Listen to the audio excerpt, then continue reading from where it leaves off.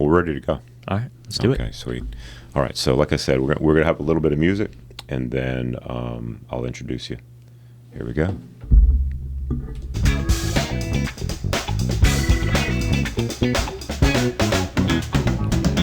Hello and welcome to Morning Fuel. I'm your host, John Bundy, and you are here because you believe in the power of the spoken word and its ability to change lives, and that by sharing our stories, we can help other people overcome challenges that they cannot overcome on their own. Whether it's a victory you need to win in business or in your own personal life, you understand the answers can be found in listening to others who are willing to share their stories, knowing that their story ultimately doesn't belong to them. All right, today's guest is a rising star in the culinary and hospitality industry. Hailing from Williamsburg, Virginia, at just 29 years old, he has made a remarkable entry into the world of gastronomy by acquiring 3 restaurants under the umbrella of the historic Hospitality Group. His journey exemplifies ambition, intelligence, and keen insight into the vibrant world of food and dining. His recent endeavor includes the exciting reopening of the Riverwalk restaurant for daily dining on May 14th, 2024, a milestone that marks just the beginning of his visionary plans. His approach to revitalizing and leading these establishments is not just about serving food. It's about creating a memorable dining experience that resonates with both locals and visitors alike. In addition to Riverwalk, he oversees 2 other culinary gems, each with its own unique flavor and ambiance, contributing to the diverse gastronomic landscape of the area. As a restaurateur, he combines innovative management with a passion for exceptional food and service, setting the stage for a bright and successful future in the industry. Join us as we delve into the flavors of his journey, the challenges and triumphs of managing multiple dining venues, and his vision for transforming everyday dining into extraordinary experiences. Please help me in extending a warm Morning Fuel podcast welcome to this ambitious and visionary leader in the hospitality industry, Sid Hall. Sid, man, it's good to have you on. Hey, John. Appreciate it. Yeah, man, it's my pleasure. Looking forward to this, man. My wife and I love Yorktown. We've been in and around Yorktown for a long time. She has an entire life. Me started in '88, but it has changed a lot over those years, and it's a really nice spot to visit, a great spot to walk during the day or in the evening. It's beautiful. Yeah, it's gorgeous down there.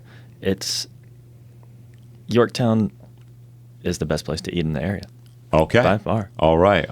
Well, it's getting better, isn't it? Absolutely. Yeah, man, the 14th is going to be super cool. So how long has Riverwalk restaurant been closed? 3 years. 3 years, okay. 3 years since COVID. It's been open as a banquet space. Okay. Events, we do weddings there, rehearsal dinners. We did a wedding last weekend, actually. But Tuesday we'll be open for full dining, 11 to 9. Fantastic. Every day of the week. So I remember when Riverwalk had closed down, there a lot of people were bemoaning that, it was a favorite spot to go and eat and all that. But it is under new management. So when did you take over the space? April 1st. Okay. April 1st, and also Water Street Grill, or did that happen earlier? Water Street Grill, April 1st, and Waypoint Grill in Williamsburg, April 1st. Waypoint is located where in Williamsburg? Across from Kings Mill, quarter past shopping center. Okay, gotcha. Fantastic. Well, very cool, very cool. Well, we love origin stories on this show. So who was Sid pre-restaurant? I mean, what was it? Education was your focus always? I'm going to be a restaurateur, or what? I always wanted to get into business. Since an early age. I grew up in Williamsburg. I wrestled my whole life. Okay. And that was huge for me now looking back on it, because it really taught me discipline. Yeah, it taught me work ethic. It taught me to push yourself past what you think your limits are, and that you can do that. So that's been huge for me, thinking back on that, where I am today. I didn't realize it at the time. Yeah, that wrestling also, if you're involved in a matter of with the coaching and with the team and all that stuff, even though you're wrestling individually against an individual opponent, there's a community there. Absolutely. Wrestling community is tight-knit, right. Very tight-knit. And I started when I was 4, wrestled till I was 18. I got that from my dad. He wrestled when he was growing up. Okay. He's from New York. And then after wrestling, I went to college. I graduated from the University of South Carolina in finance and risk management. And then from there, I went to an accounting firm. Okay. KPMG. All right, It I've heard of KPMG. Yeah. It was not for me. Right. I was going to say accounting to restaurant. I mean, it's helpful. Very. Sure. It is the basis of business. Yeah. Understanding the numbers, but just the daily work wasn't for me. Yeah. A little on the boring side for me. Right. And then from there, I went to Smithfield Foods, and I worked in supply chain. And that gave me a really good understanding of how supply chain networks work and transportation and food buying works. Right. Now, do you buy most of your food locally? Is it or do you use services such as Cisco or? We do a lot of work with PFG. Okay. They're out of Richmond. Gotcha. But we do a lot of local vendors as much as we possibly can. We use a guy named Bruce Vaught for Big Okay. Island Aquaculture. We buy our oysters from him. Oh, wow. And that's Okay. at all 3 restaurants. He's on the York River. Fantastic. Oh, well, you can't get any closer than that. No. Does the boat come up to the restaurant or what? He How does that work? He hand delivers them. That's fantastic. He hand delivers him. He's a family-run business. Now, lots of local beers as well. Local beers. Like, Water Street Grill is a new favorite spot of mine. I just love to go in there. I'll have the laptop out and sit at the bar. It's Perfect. great, man. Your people are really, really cool and very hospitable. Excellent. So, I mean, yeah. we pride ourselves on service. Right. So when you finally decided to go in business for yourself, what was going on at that time? Were you working for the accounting firm at the time, or? No, so I started at KPMG, then I moved to Smithfield Foods, Okay. and then I moved to Amazon. And so at Amazon, I was Like the Amazon. the Amazon. Not the jungle, but the Right, the Amazon.com. world dominating company. Right. That was a really, really good opportunity for me. I learned a ton because we were scaling the grocery side of their business. Okay, so it's always kind of touching food, except for your Exactly. stint in finance. Right, exactly. Okay. And when I came on, we had 4 stores there, 4 grocery stores, and it was all under the Just Walk Out business model, which is their technology piece that they added to grocery stores that essentially you could walk into the store and then the store or the cameras would track you, Right. know what you bought, and then you could just leave. Right. Even if you put it in your pocket, you're paying for it. Exactly, because they could track everything. Right. And we started with 4 stores. When I left, they had 44 stores. Okay. And it was all across the country. So again, heavy on the supply chain side there, and heavy on the scaling side Sure. there. Sure, everything. So AI is putting in the next order because something's about to run out and it's not going to run out. That's the goal. That Yeah. was the goal. We had Okay. challenges though. Okay, sure. We had challenges there, and then from there, I had the opportunity to go work for Mario Buffa, who was He sounds familiar. he was the owner of Riverwalk, Water Street, Oh, and okay. Waypoint. Yes, the Buffa family. Right. Okay, gotcha. Sounds like a mafia family, doesn't it? They are. They're a good family. I'm sure they are. Very good family. Yeah. I've known them since I was born. Yeah. So Sweet, man. our sweet. families go way back. My grandfather owned a pizza restaurant in Lynchburg in the 80s. Right. And then they moved to Williamsburg, Now, you said your father wrestled, but you said he was from where? New York. He is from So was he from the city, New York, or New York State? Utica. or- Utica. Okay, so Upstate. more upstate. Okay. Right. Big wrestling community up there. Right. Yeah, wrestling and football. Pretty sure. Okay. We have a portion of our show called the What the Fail. So the WTF of the show is you ran into a challenge, could have taken you out, could have made you change your life decisions, but ultimately you learned from it and turned it into a success. And we've all had challenges in business and in life. Is there something that you could share that will actually help set somebody free because they're going through it right now and they think that they're the only one? Can you think of anything? Everything's just smooth for you, huh? No. God, no. Everything's a challenge. Yeah. Everything's a Yeah. challenge. It's how you frame it, though, isn't it? Right. Yeah. I approach everything that everything's going to be hard. Sure. And it should be hard. Yeah. Quitting wrestling was hard. That was a Gotcha. big challenge for me. And it kind of put me in a position where I had to find myself. Right. Because that was a big part of your life. And then what do you do now? It was my whole life. Yeah. Right. And then you're going into college, you're meeting a whole bunch of new people, and everything's changing for you. Yeah. Right. And then I went to KPMG, and that was a challenge for me because I didn't fit. So I don't wrestle anymore. Don't go to college anymore. And school's our whole life when we're growing up, right? From basically 5 until 22, 5 till 18. And so then going into the real world and working, and I picked the wrong company to go to. So then I didn't fit in. I had to change again. Then I moved back to the area. And that's not everybody envisions themselves moving back into where they grew up. It can almost feel like a failure sometimes. I went out and then I had to come back. Right. Yeah. Right. Yeah. So that's an ego hit. And you kind of have to crawl out of that hole. So I was at Smithfield. I loved it there. They did great things. And then I moved to Norfolk, moved to Virginia Beach after that, and I started working at Amazon, and that was a good transition for me, but it still didn't feel right. Right. It still didn't fit in. So well, you're a visionary-minded person, so when you get stuck in a role and you're doing the same thing every day, it can kind of become monotonous. Right. And so I'd say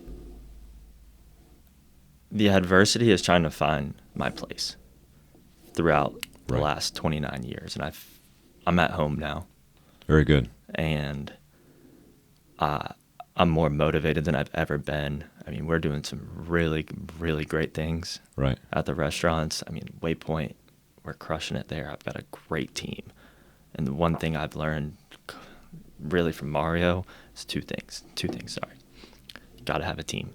You got to have a team because I've got two hands. I'm one person. I can't be everywhere at once. I can't do everything all the time. So I have to have a great team. And then you have to have a network of family, partners, people that believe in you and people that you trust, because those are going to be the ones that help you along the path to success. Yeah. He really taught me that, and it's been instrumental. He's been instrumental in the last year and a half. Right. Fantastic. So let's talk about your Morning Fuel. Now, Morning Fuel was born out of challenges that I was going through, and I came up with a morning routine through a lot of prayer and a lot of testing things, what worked for me, and that is kind of the fuel that I run on. I'm a man of faith, so I wake up and I say hello to my Creator every morning, and I know that He's gone before me into the day, and that He's right beside me. Talk to us about that. Something that fuels your day. What is it that when you wake up in the morning, it's been yes, we have challenges, right? But when we love what we do, it's more like, okay, how do I get over this fatigue to keep, doing the things that I need to do? What is it that you do to kind of fuel yourself through the day? Fuel, I think it starts with the good night's sleep. Oh, sure. That's number one. But in the morning, I wake up, I meditate, I go to the gym 4 days a week. I drink a protein shake every morning. But then when I'm thinking, how can we be better today? What can we do today than we did? What can we do today that's better than what we did yesterday? How can we grow? That's your ongoing meditation throughout the day, not just in the morning, right? Yeah. Yeah. All day, every day. We can never be satisfied with what we just did. Because if we're satisfied today, then what are we going to do tomorrow? Right? Right. We should not be the same person in a year that we are today. And we should be really checking ourselves if we are. Wow. So that's what fuels me. Yeah, cool. All right, so yesterday we did,